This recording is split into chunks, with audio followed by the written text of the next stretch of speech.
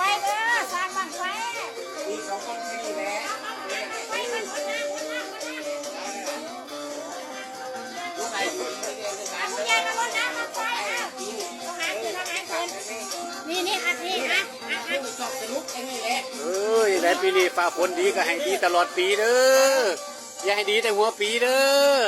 ให้ดีตลอดปีตลอดล่ำเด้อนี่เด้อขึ้นเด้อ